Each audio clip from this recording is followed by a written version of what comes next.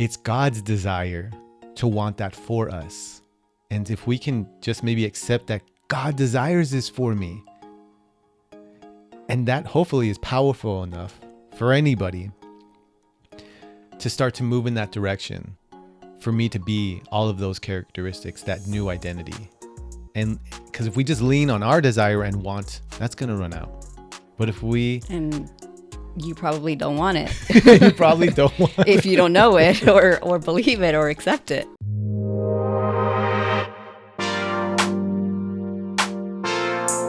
What is up, everybody? Welcome back to another episode of the Roots and Streams podcast. I'm your host, Matthew Llamas, and I'm actually here with my wife today. If you're watching, you can already see her nervously smiling and like, why am I here? And if you're listening, you will hear her shortly. So we were talking and I had the idea, and I've been trying to get her on for some time. And let me turn a little bit just to face you a little bit, not just the peeps, because I'll be talking to you. Well, actually, it's not talking to you, but had the idea, and I like to run things by her and ideas and just things I want to talk about and that I'm thinking about. And I noticed it's helpful to have somebody, especially my wife, who's really good at just saying, hey, that doesn't make sense, like the thing you're saying, or have you thought about it from this perspective, or I've also thought this. So today, kind of experimenting a bit. We haven't like super polished and prepared for this. We have a lot of things going on. She's, working. We have the 4 kids, other responsibilities. So, but we're going to do our best today. And I wanted to bring her on to do just that, as I'm talking, hey, what does that mean? Or what do you mean there? Or maybe add something that she has a perspective on. So she's not necessarily here as a guest. And I won't say that because I'm looking forward to having her maybe every time I'm doing a solo, quote unquote, to hold me accountable, to make sure I'm making sense. I'm not rambling, help me to keep my train of thought. I felt like that's a lot to ask for. So, so my wife will be here, Sandra Llamas. You want to just say hi? Hi. You can tell who's the extrovert, just barely, and the introvert. But yeah, so that's what we're gonna do today. I'm hoping it is just more insightful. I think it'll bring me some ease knowing that she's here and I'm not rambling. And yeah, we'll get into the topic for today. I'm trying to think if like there's any announcements or anything. I want to say not really anything new for the podcast. So for today, something we've already touched on and I've shared before in previous podcasts, I'm doing a class on Ephesians. And one thing that really stood out that we were talking about recently, that I was sharing with you, is kind of peeling away and unpacking the idea in Ephesians. So like chapter, I'm kind of thinking 4 through 5 here, if you want to read and see like what is Matt talking about. And so with Tim Mackie with the Bible Project, doing a class on Ephesians, and Tim points out how Paul is saying when we are following Jesus, when we are asking him to come into our lives to bring all the peace and just that heavenly like life and to experience a new quote unquote humanity, he gave a perspective that I found was interesting, that new humanity, the one that's maybe always generous, always peaceful, faithful, trying to think of like other things, descriptors, like not angry, forgiving, and it is already in us. And I think oftentimes, I know my experience in Christianity, and it's perhaps wasn't told to me. And I grew up in the church, but it was always like this expectation or this burden of showing up to church and feeling, oh man, well, I haven't been perfect, or I've done this or that. And especially I felt this as I grew up and I got older, started, dating you and in college and just experiencing more like college type things, dating your girlfriend and thinking, well, I'm not living that way. And I think it was more so thinking about how the behaviors, right, that I was doing didn't match necessarily what the church was expecting. And I think Paul invites us, and something that Tim Mackie says, how your behavior catches up to your identity. And how when we just accept Jesus into our lives, or we kind of have this part of us that's always in us, that's always peaceful and generous and forgiving and graceful. And it's not about changing me. It's not about taking me away, my identity. It's about kind of pulling it out and allowing us to lean on that more. I don't know if that makes sense. You're my curator. I mean, I don't know if it makes sense, but you and I talked about it, so I have an idea of what you're trying to say, is that these characteristics or traits of Jesus, God, are already in us, inside of us. Mm-hmm. Because technically we are created in the image of God, Mm-hmm. right? So if we think of that aspect, then we already have these characteristics and traits that Jesus has. However, we are not displaying them. And so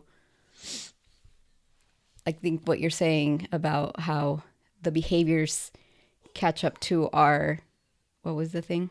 Our behaviors catch up to our true identity. The behaviors catch up to our true identity.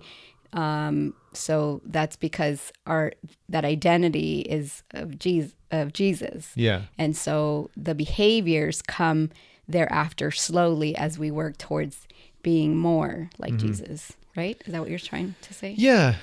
I think here's a story that I was thinking about, maybe to give an example. And maybe this will be a little bit more inviting, a little bit more relatable, and not diving so hard as I already have to the theology and the religion part, and everyone just tuned out. So it's okay.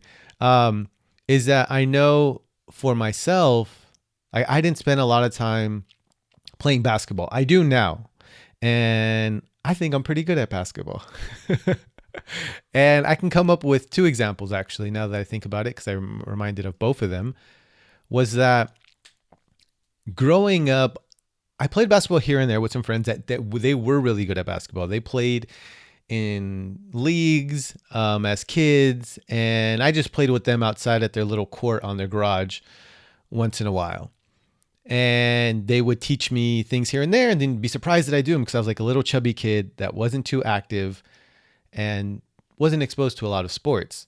When I went into high school, though, because I had to switch high schools and I had no friends going into San Fernando High School, like literally crying by myself, thinking I'm never going to meet anyone ever again, basketball and Julio, were very friendly to me and said, why don't we go play basketball? And just being around that then invited me to have somewhere to have a community with other kids that would play basketball, because they had like area of like 3 courts where we would have nutrition and lunch. And, I was so because I played a tiny bit growing up, but I really got into it, and nobody ever told me I could be good at basketball, or, if you just practice. I was never told any of that. If anything, I kind of felt the opposite, didn't think I was very good. And I never knew that was in me to be good at basketball until I really got interested in it. And then I started watching things like And One mixtapes, which is like street basketball, and just really pushing myself, and without even having a basketball rim at my house, just dribbling in my garage for hours on end after school, trying to get better and better and better, just because I was so interested in it. And I didn't know that that was in me, but it must have always been there. I just always assumed, and this was me putting on the identity of myself. I'm a chubby kid.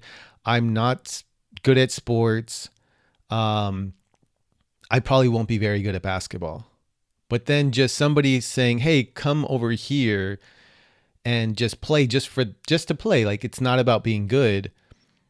I was able to allow my behaviors, right, to catch up to this thing, this identity of being good at basketball, someone who is a basketball player inside of me that was always there apparently, because I was able to get good enough where I was playing a lot better, and dribbling really well and doing moves like and one basketball. And it was my behaviors, right, that were catching up to this part of me that could always be a basketball player. So you were invited into this environment, Mm-hmm. and through that invitation of the environment and through that community of that environment, the basketball environment or the basketball, the athlete community, you were able to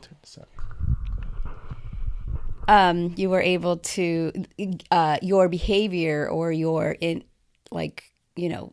identity of a athlete or basketball player was able to be brought out. And that was all of that. And then which also caused you, you liked it, you enjoyed it, you liked the community, and which also led you to seek more of it, and become better at it. Has it ever happened to you? Like, can you think of an example like that where either you were told the opposite or something that you've gotten good at that you didn't realize, and it's just now that you look back, it's like it was always there, but I didn't know, or I was told otherwise? I don't know. The only thing I could think about is, so at my job, I had this supervisor who now passed away. And every time she spoke to me or asked me to do something, she did it in a way where she was like, just go do this. I know you can do it. Even though I was like super frightened and afraid. And I was like, what are you talking about? I don't know how to do this. But she didn't the way she told me to do, it wasn't like, oh, maybe you can do it. She was like, no, go do this. I know you can do it. Mm-hmm. She was very confident in the fact that I could do this. And so through that, I felt like, well, one, it gave me a little bit of confidence. And two, it was like, I can't let this person down. So with just her confidence and always telling me to do things, feeling her having that confidence in me, I feel like I've moved up, and learned a lot in this agency and field that I'm in because of the belief that she had in me, that I could do this.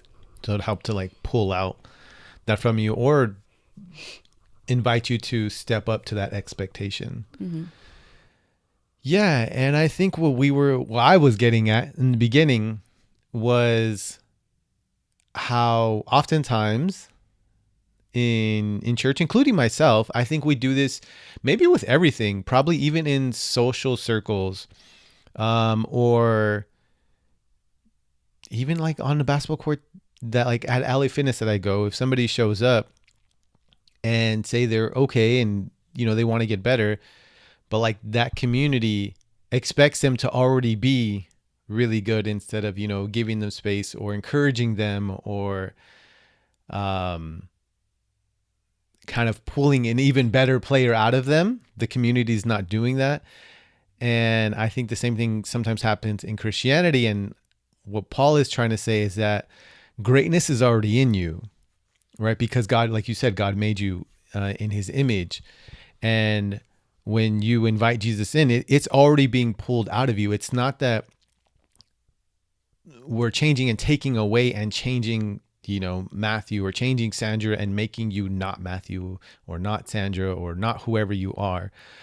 We're helping something to Flourish.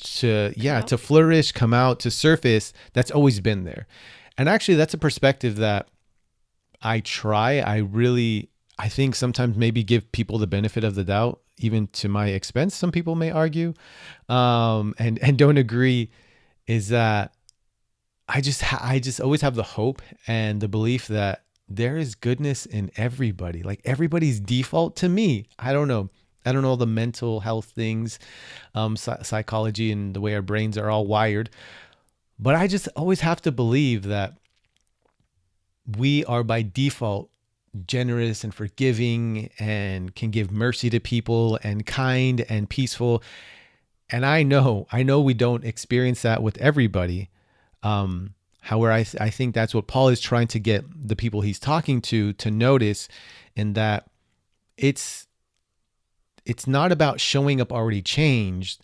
It's just showing up and accepting that there is this version, this heavenly version of us that's in there. And that as we keep on walking with God and we start noticing things, right? So let's say I'm not a very patient person, and all of a sudden I didn't even know that, right? I didn't know I wasn't a patient person. And maybe the people around me notice, because they just always say, man, just every time, I mess up, like Matt just points it out, or we got to go somewhere, he's hurrying us along. And when you get introduced to Jesus, or start to read some of the things, or be around the people that hopefully have taken on that patience, you start to notice the peace in that patience, and you start to notice that it's different from the things that you're doing. And you get, I don't know, I can't think of a better word than convicted, because convicted sounds really harsh. But it just hits you that, whoa, I'm not being as patient as I probably could. And I didn't see it as being an issue until now, because I see that patience is connected to maybe forgiveness, or connected to peace that I'm missing out on. And I think once we notice, somebody who's really impatient notices that their behavior is not going to change right away, but now moving forward, as they're interact and they're impatient with people, they're going to feel it, and they're going to know, man, I wasn't patient right there. And they'll have an opportunity to change. It doesn't happen overnight. It doesn't happen in years sometimes.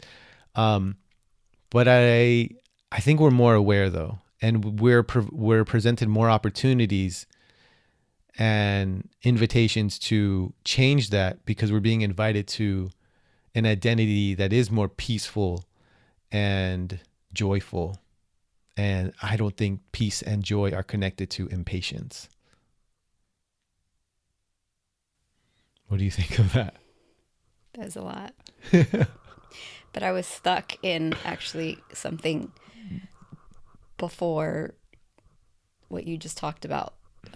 You were talking about how in the basketball community, or in your experience at the gym, when you go to the gym to play basketball, the people that you go play basketball with expect, the people that are coming in to be at a certain level, right? And to play basketball at a certain level. And if they don't, then I don't know, maybe they get made fun of, or they're like, you're not that great. We don't really want you.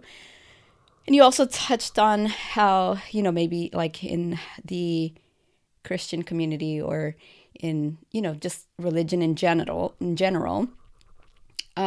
sometimes, again, we expect people to act or be a certain way, especially after they say, yes, I want, to follow Jesus, or I want Jesus in my heart.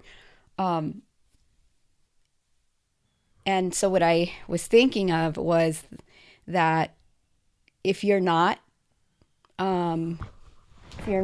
performing at that level, performing, it may not be performing in the sense of basketball, performing at that level, and then you're going to feel discouraged because you're not accepted where you are at the level that you are right now.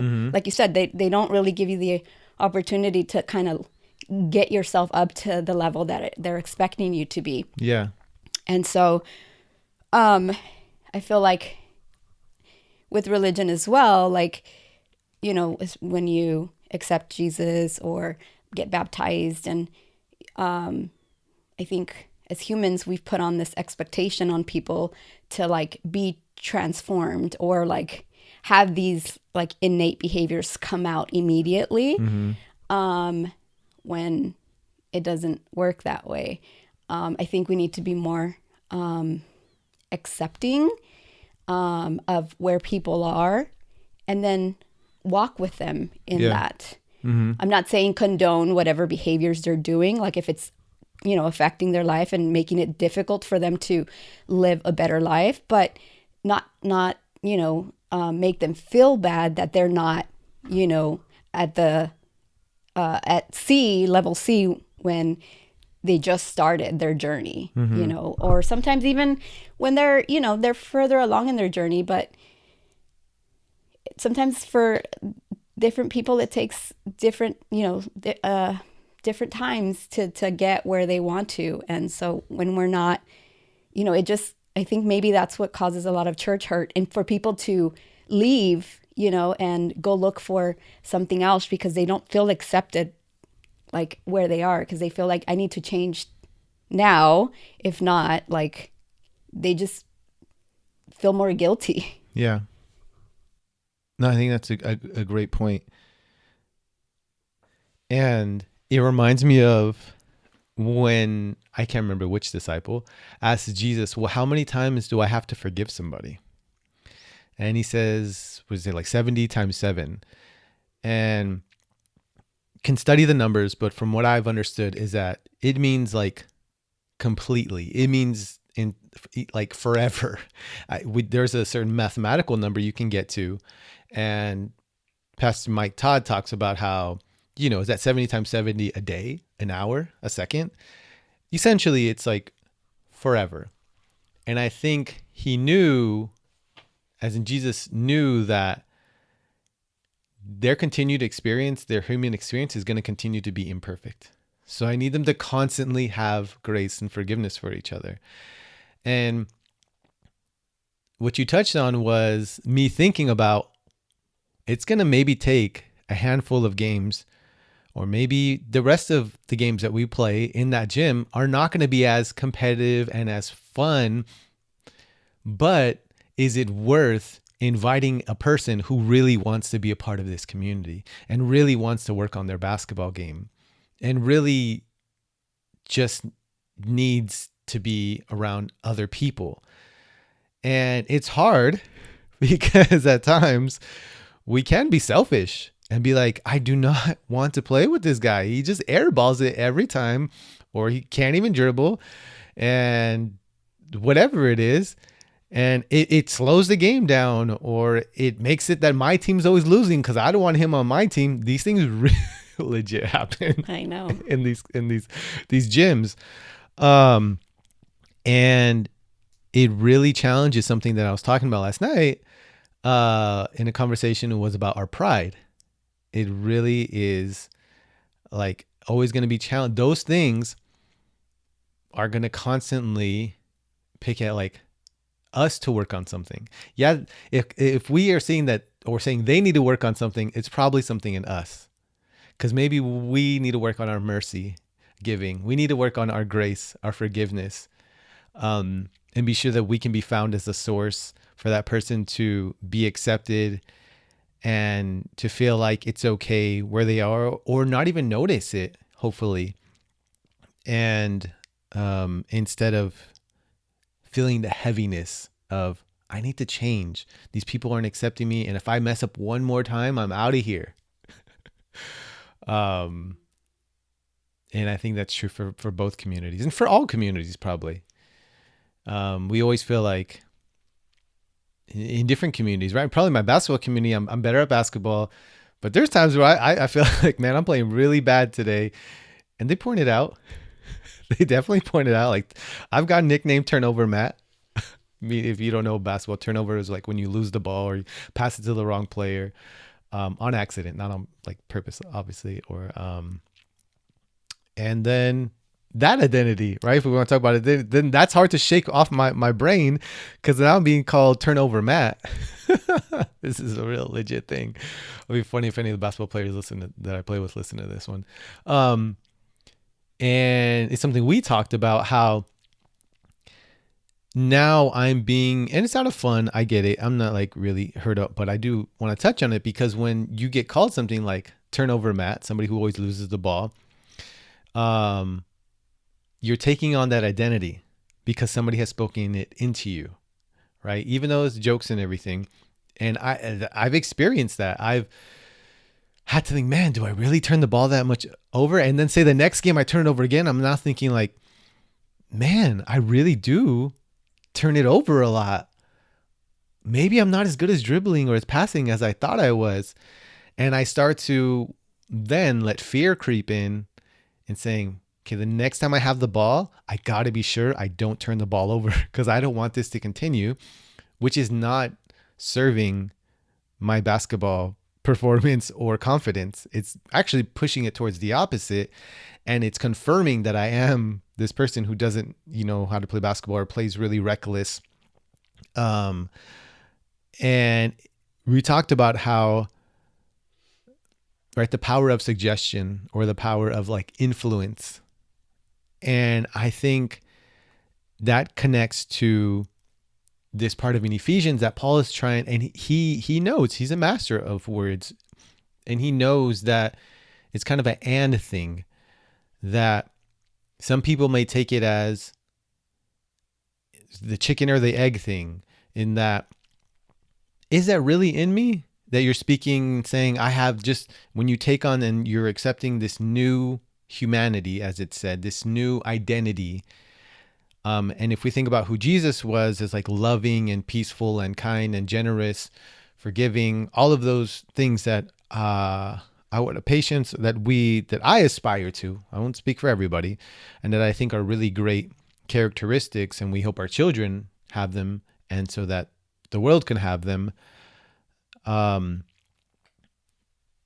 That we are those things. And when we can accept that identity for ourselves, it can start to then have an impact on the way that we act. And so Paul knows this, right? If he can get his followers to accept that then their behaviors will hopefully start to change in their own timing, right? And spirit led, but some people may think about it as, well, is it really there? Or is it kind of fake? Because, is it just that they're being told that and now they're trying to act that way? So was it really there? Like I said with you, when it comes to tasting whiskey, some people, it's a really big thing to talk about the power of suggestion. Because I'm really bad at notes. You're better at, and maybe it's just because I don't want to define things, and I don't want to say something smells like something. So like I'll be smelling and tasting, and if somebody says, oh, I can kind of smell the vanilla in this whiskey, and be like, I smell the vanilla too. All of a sudden, right, I've been sniffing and drinking it for like 10 minutes, and I'm getting just generic sweetness and generic things. I'm very big on just like, it's a generic, I can't really put words to it. But then all of a sudden somebody says vanilla, and that's all I could smell is vanilla. And it's like, wait, is the vanilla smell really there, or is it because somebody said it? And then you brought up how there is power in the tongue, in the words that we say. There, we can bring life into things, or we can speak death over people. Was that a congruent thought? It was in the Bible. It's in the Bible. Not that last part. Oh. I said a lot. I don't know how much you were tracking. Yeah. That when we can, I guess, tracking all the way back to basketball, of how if there's somebody encouraging us or telling us that we're not, or, there was a turnover, it's okay, instead of pointing out and highlighting our mistakes, Because it makes me think of another basketball example. And I know this is just going to be like me tooting my own horn and Matt, oh, he thinks he's great at basketball, I'm going to dunk on him. I'm not trying to do that. And it feels really uncomfortable even sharing. Like, Well, before you go into that, yeah, go for it. you were talking about like the power of suggestion Mm-hmm. and how somebody may say, well, maybe that person is really not that patient, but because you told them they're patient, they now feel like they have to act that way or be that way. I think there may be some truth to that, where, you know, people think of you, or something somebody says of you, and then you start believing it. It could be bad or good. In the So sorry, I lost my train of thought. It's all right. Do you want Let me just close this. Okay. So you were talking about how somebody may be told that they're patient, and then you're questioning, like, are they really patient? Because they're just being told that they're patient, and now they're feeling like, I have to be patient. So yeah, I mean, to some extent, but sometimes that's where we start, right? Because we don't know. Maybe we just don't know. We never, maybe we didn't know what patience meant, or it was never modeled to us. So we don't know if it's in us or not.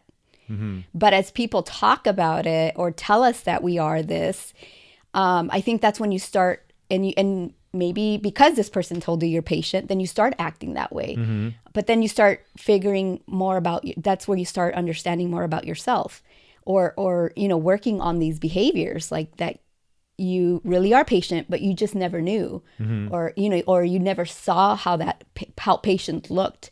So all you saw was like, people moving quickly and give me the answer now and all of that, right? And so to you, maybe that was normal and that was being patient, that was how, because you didn't see the other way. So I don't know that it's fully like, oh, it's just because people are telling you that you're that, now you have to act that way. I think yes, to some extent. And also maybe you just didn't know.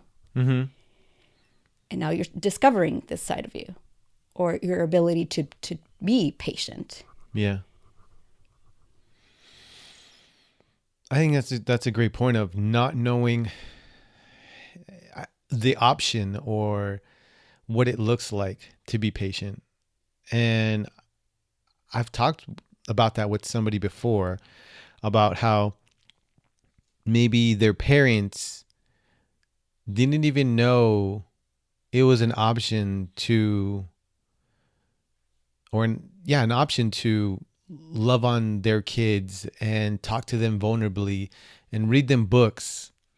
It was never even in the line of sight as for them as a parent, right? It wasn't something that was expected of them. It wasn't something that they were looking forward to. It didn't happen for them. They don't see any fathers that do that. And so is that even a valid option if you've never seen it before? Right. And I feel like that's what you're saying, is that if you've never known it, then how could you even know if you're capable of it? And I think what Paul's trying to tell us is that those things are there. And it doesn't read, I'll say this, if you read it in Ephesians 4, and Paul's very poetic, he's very dense in his writing. It doesn't sound super encouraging, because I've never read it that way until Tim Mackie pointed it out. And him even saying how our behaviors will catch up to our true identity. And so if our true identity is Jesus, like, are the characteristics of Jesus, like, that's really encouraging. It's kind of daunting. Sounds like a lot of work, but it's an invitation too. And having that being the person that you're worshiping, and I've talked about this in previous episodes, but whatever you're worshiping is where you're putting your focus. And if that's where you're putting your focus, I think the hope is that we can be more and more like that, like Jesus and what we read in the Bible. Even though I know people may think, or question what that looks like because of their experience with Christians. I can't speak for every Christian. I can only speak for myself and what you experienced through me. And hopefully, it would be hard to argue, though, that I think most Christians would agree that their hope is that when you experience them as a person, you're experiencing Jesus. And I would just say it is very difficult, though, because we don't know where that person is, whether they've been a Christian for all of their life or a year of their life, how fast their behaviors are catching up to that identity and that goal. But I really do believe that everybody has the ability to be patient and kind and joyful and loving and forgiving. It's just we're all maybe waiting for somebody to encourage us or to help bring it out of us. I know there's a fly.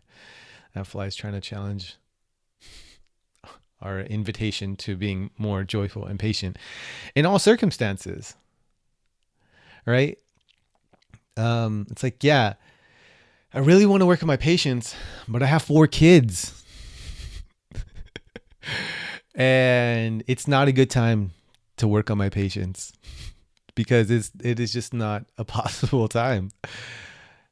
Some may argue that it is the perfect time to work on your patience. In a traffic jam or the crazy drivers, it's definitely the time to at least notice maybe we're not being as patient as we could be and having some grace for ourselves. But hey, at least I noticed that I'm not being patient today.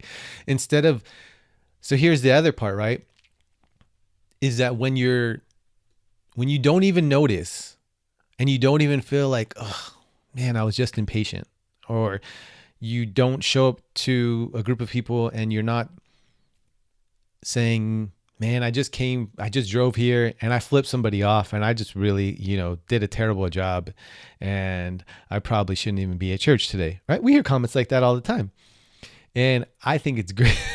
You don't have to point at yourself. I do flip them off. I have said some words, but not flipping off. And that's very different than just doing those actions and then saying like, that's my identity. I'm somebody who flips people off and yells and gets frustrated. And I hate driving because I'm always going to get frustrated. And that's just the way it goes. Right? That to me is somebody who hasn't had the opportunity to get invited to take on a new identity, or is maybe still in the process. Because when you don't see that in you and nobody's told you that you're a patient person, or you're really kind, or pointed out even just small areas where you're really kind, you don't notice it and you don't necessarily see it as a possibility, like you're saying. And you just start to accept that other identity, and you're not necessarily working on those things. Yeah, actually that even the community part of it was interesting. I wasn't expecting that. And I think that's really interesting. Like how you pointed out, well, I brought it up about basketball, but how the community also can affect that. But the individual work is really important. I think being a community right? Because it only starts, you can't have a community of people that are being patient and graceful with an individual unless we as individuals are working to be somebody in that community that is graceful. So yes, community, right? Together as a community, we should be working at, but also like it's very important as at an individual level. What am I working on? What am I trying to get better at? Mm-hmm. What am I noticing? I think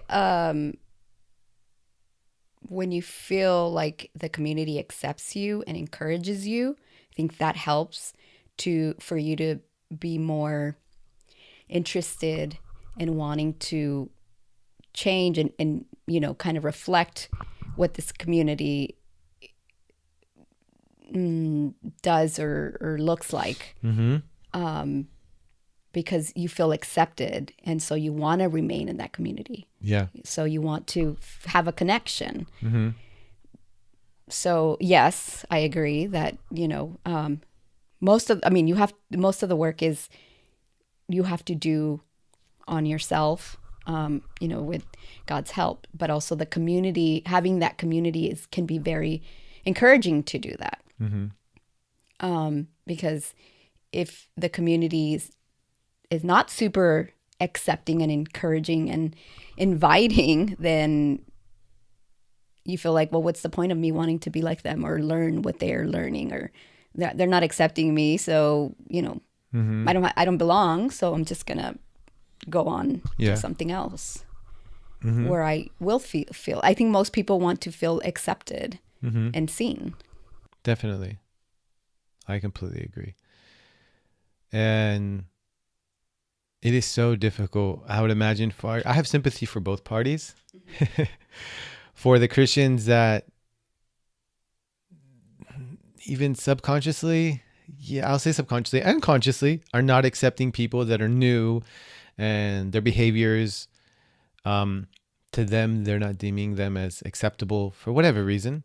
And for the person that's not being accepted, because you're right, nobody wants to be a nailed it baker with top chefs, right?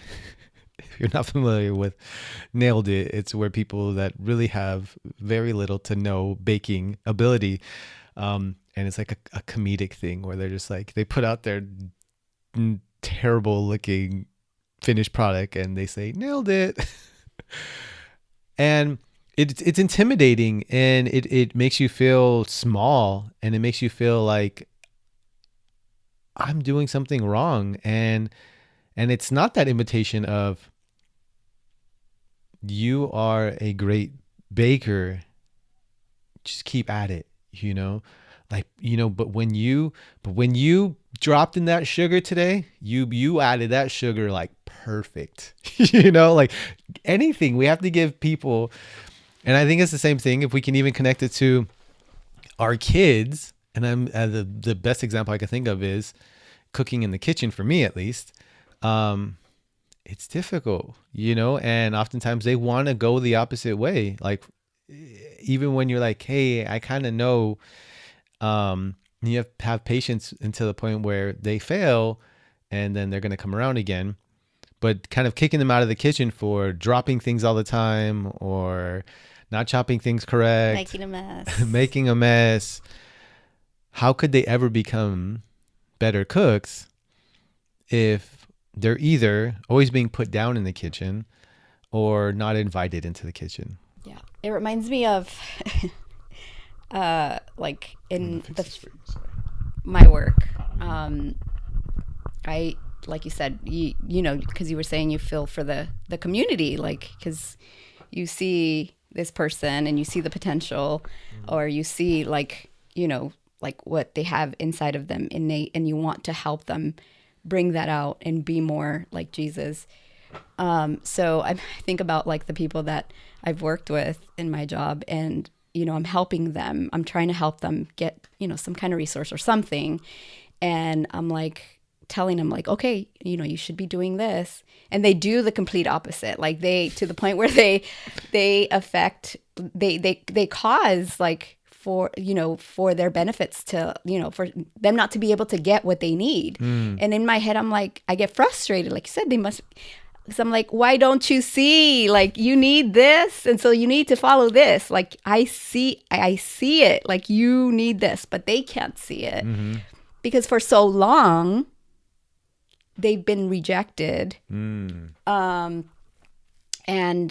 been told like, oh no, you can't, no, this is not for you. You don't, qualify, whatever. Or like they've just been pushed away, or felt like nobody cares about me. So now that they have somebody that is trying to help them, they have, one, trust issues, and two, like, it's hard for them to do it because for so long this is how they did things, and they already their mentality is, well, no, I've been rejected. What makes you think that they're gonna say yes this time? Yeah. You know? Yeah. And so, but in my head, I'm like so frustrated because I see it. I'm like, look, I see what you need. Just do it. But the more you do it that way, the more they pull away. Yeah. So you just have to take a step that they take, help them take the first step and just be there, encourage them for the next one. Because you might want them to run the marathon, but they might have to just take one step at a time, because you have their brain mentality, their belief system has been this for so long that it's gonna take a lot of work for it to change, Right. to see something different, or to see the benefit, or to see how they are worthy and they deserve this, you know. So yeah, that's what when you were saying how, we have to have grace for the community, because it can be frustrating and discouraging too. But yeah, it's true. I've been in that position where I'm like, I see it, do it. Why are you doing the opposite? You're hurting yourself. And, but by telling them how what they're doing is bad is not going to make them want to change it. It actually pushes them further away and affects the trust. It makes it harder for them to trust you. I have so many thoughts for that. I have thoughts around how we encourage people, or how we try to alter people's actions, and where does that stem from. But I also want to talk about how I wonder if, right, the practice was, and I don't even know, I know a little bit about your job, and I know a little bit about the trainings from there. I would imagine there's not a training that's like, okay, when you start with this person, what you're going to do, you're going to tell them about who they really are, and say, you are this person that is so capable of contributing to this community, and that can be so kind to everybody, and can just, be so responsible to take care of yourself and your health, and just be a striving person that connects with people in a loving way, and can just, do things on time, and is even helping other people to do things on time and hold them responsible, right? You're speaking into this like person that you really believe. But see, that's a part of it that Paul's talking about. He believes that is them. And when we speak that into somebody but truly believe that is them, then we can allow them to go at their own pace, right? And say that this is, and not change that. And I think that's what God does. Says, this is who I believe you are. And I will take you by the hand every foot shuffle, not even step the way, right? And saying that today you got out of bed. Good job. You're on your way. See this person over here? We're getting there. And if we can go as fast as slow as you want, but this is who you are. And if you just want to get out of bed today, that's okay. We're one step closer to getting to that person. And it makes me think of and wonder, because I don't really know why. So I'm just going to play here for a bit of why we don't take that approach. Is it because, one, like you've said, we haven't been shown that example, which we're now being shown, hopefully, and it doesn't always read that way in Ephesians, but we're being shown this example now? Or is it because there's somebody putting stress on us and causing us anxiety, and now we're trickling it down to other people? It's like, well, I'm being told that these things needs to happen, or else I'm gonna lose my job, and if you don't do it, then you're gonna lose it, and it's gonna like destroy everything. So it's like this fear, anxiety force that is causing us to not be as patient and as loving with people. I'm just unpacking here. It's not even a congruent thought. But yeah, I love that example because it made me think of all that. And how can we, and it's just a reminder to me, maybe sometimes I tried to do it not as impactful as I just described it, for sure with some kids more than not in this household, of saying, you're this, I see the amazing chef that is in you.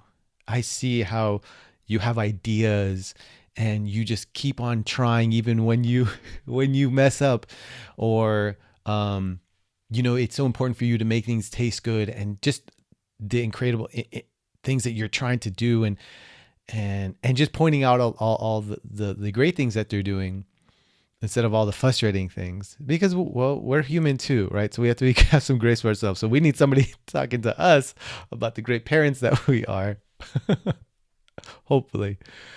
But I believe that's what Paul essentially is telling us, all of us, that there is this greatness, this joyful, generous, peaceful, loving, forgiving person that is in us. And when we accept that, that is one step in saying, I'm not accepting that identity that's super anxious and fearful and mean. And I'm going to work on putting that one down. And the only way to do that is by accepting this new identity. I didn't even think about that. So the only way we can start to move into there is somebody's helping us, right? And telling us that, and we accept that we are. It's not going to happen overnight, but we can't put down all of the anxiety, fearful, not good at basketball, Matthew, until I start to accept that I can, right? Because why would I even practice at basketball if I don't even believe that I can be good at basketball? So there was something, it wasn't conscious, but there was something in me saying, I can be good at basketball. So I should practice dribbling, even though I don't have a hoop to shoot through, dribbling every night. So I had to drop subconsciously, now I'm realizing it, drop the identity of Matthew doesn't know how to dribble, and start to explore and move towards Matthew can be a good basketball player. Yeah. Mm-hmm. I know. Yeah, you have to accept it, because you can't, if you don't accept it or identify with it, no matter how much people tell you, or what, so many different ways people tell you, you're not going to be that new person, no matter, what, because you have to accept it. Yeah. And believe it. Mm-hmm. Mm-hmm. I want to take that one step further, and I'm going to let you go because I know you got to get to work. It makes me think of the word desire now. Right now I was thinking you have to have the desire for it, but the Bible talks about how our desire can be very dangerous. And it's God's desire to want that for us. And if we can just maybe accept that God desires this for me, and that hopefully is powerful enough for anybody to start to move in that direction, because this is the desire of the person, God that created me, for me to be all of those characteristics, that new identity. And because if we just lean on our desire and want, that's going to run out. But if and you probably don't want it. You probably don't want it. If you don't know it or believe it or accept it. Right. All right. We are at 52 minutes, 11:08. All right. You got to go. And thank you for your time, Miss Sandra Almas. It is great. It's been great having you here on this podcast. You're welcome to come back every time I am alone. So I never have to be alone. We never got to your example. I know Mario's going to be upset that I didn't let you. No one's going to be upset. I didn't let you tell your story about basketball. I already told so that one. he can make fun of you. It was a filler one. It was just about, so, I'll tell the one another. I didn't really want to tell it anyways, because I was going to probably throw up from talking so much about myself and how I'm. So. That's probably why Mario would want to hear it, so he can then make fun of you. But anyway. Wow. I digress. Just shots at Mario before we go. Just kidding. I love you, Mario. All right, everybody. Well, thank you everybody for listening. Hopefully this was an even more interesting conversation, which I'd imagine. I got a lot of feedback. People like episodes with my wife on it. Yeah, I know you're looking like, what do you mean? It's just the feedback I got. All right, everybody. Well, until next time, peace.